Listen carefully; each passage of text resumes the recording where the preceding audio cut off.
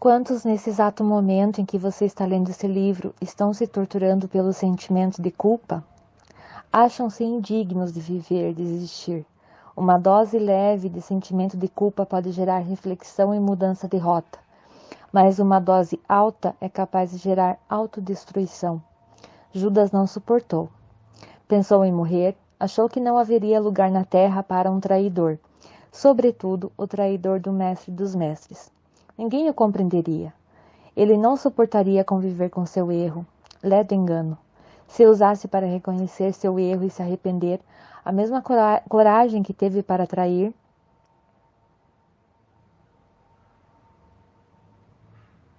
corrigiria a sua trajetória e brilharia. Não seria possível mudar o destino de Jesus, pois ele morreria de qualquer maneira, mas Judas mudaria o seu próprio destino. Quando o mundo nos abandona, a solidão é suportável, mas quando nós nos abandonamos, a solidão é quase insuperável. Nunca devemos nos auto-abandonar.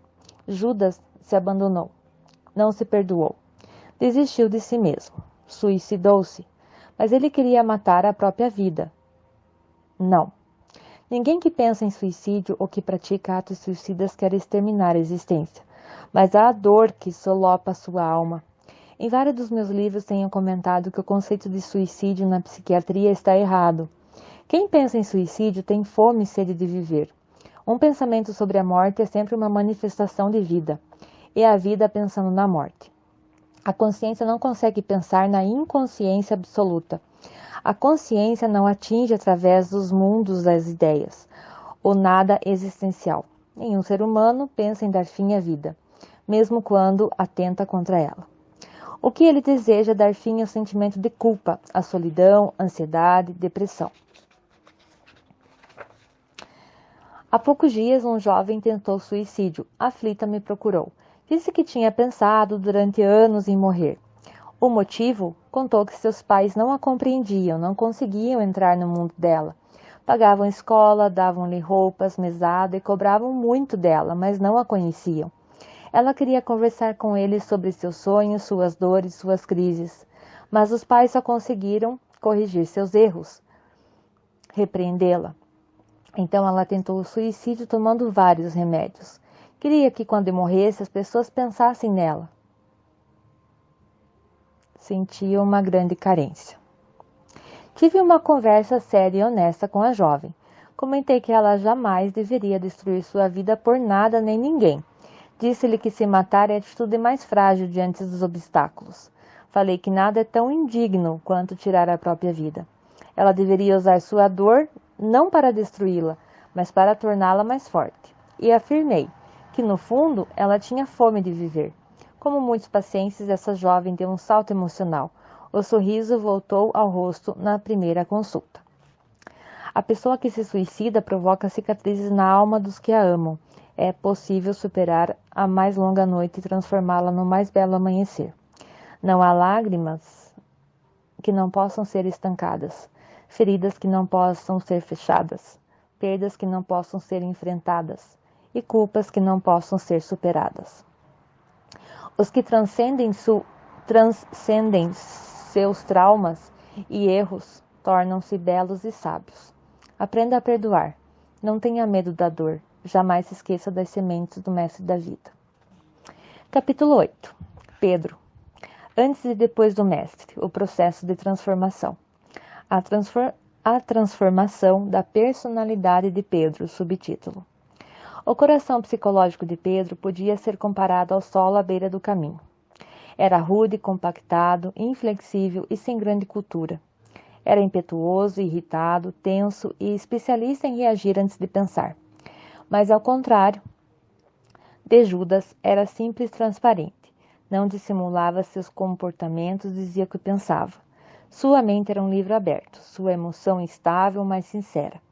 Ficava fácil descobrir o que estava por trás de suas intenções. Pedro atropelava Jesus com frequência, dizia coisas sem sua permissão.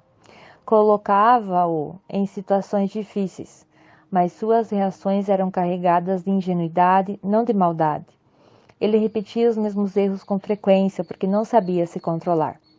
Era hiperativo. A psiquiatria precisava avançar na compreensão da hiperatividade. Tenho pesquisado muito sobre esse assunto. As crianças ou jovens hiperativos possuem uma energia fenomenal e sua mente está sempre ocupada com os próprios pensamentos.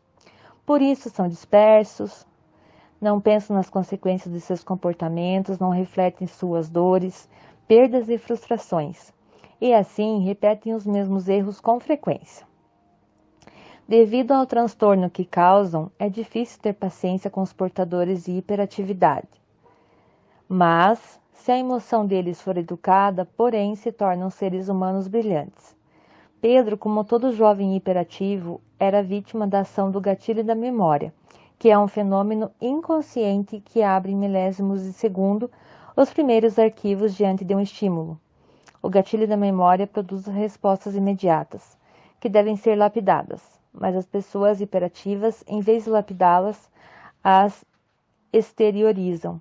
Quando ofendido, Pedro rebatia sem analisar.